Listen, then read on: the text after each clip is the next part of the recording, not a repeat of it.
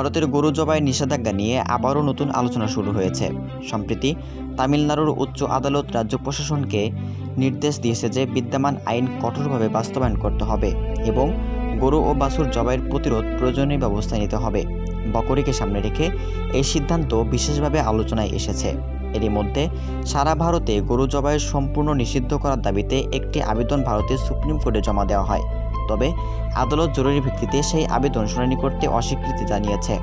অন্যদিকে ভারতের কেন্দ্রীয় সরকার জানিয়েছে, বর্তমানে সারা দেশে একযোগে গরু জবাই নিষিদ্ধ করার কোনো নতুন প্রস্তাব বিবেচনায় নেই, কারণ দেশটির বিভিন্ন রাজ্য এই বিষয়ে ভিন্ন ভিন্ন আইন কার্যকর করেছে। বিশ্লেষকদের মতে, ধর্মীয় অনুভূতি, সাংস্কৃতিক ঐতিহ্য এবং অর্থনৈতিক বাস্তবতার কারণে বিষয়টি দীর্ঘদিন ধরেই ভারতের একটি গুরুত্বপূর্ণ আলোচনার বিষয় হয়ে আছে। এক পক্ষ গরু সংরক্ষণ এবং অন্য পক্ষ ধর্মীয় সংস্কৃতি দায়িত্ব হিসেবে দেখছে, অন্য পক্ষ দাবি করছে জীবিকা ও ব্যক্তিগত স্বাধীনতায় বিষয়টির গুরুত্ব দিচ্ছে। বকরী যতই ঘনিয়ে আসছে, ততই বিষয়টি ভারতের গণমাধ্যম এবং রাজনৈতিক অঙ্গনে আলোচনার কেন্দ্রবিন্দু হয়ে আছে। এই ঘটনার পর ভারতের ভিন্ন অঞ্চলে কী ধরনের সিদ্ধান্ত নেওয়া হয়েছে সেটা এখনও দেখার বিষয়। যদি আপনাদের এই ভিডিওটি ভালো লেগে থাকে, এরকম ধরনের আন্তর্জাতিক গুরুত্বপূর্ণ খবর সবার আগে পেতে আমাদের চ্যানেলটি সাবস্ক্রাইব করতে ভুলবেন না।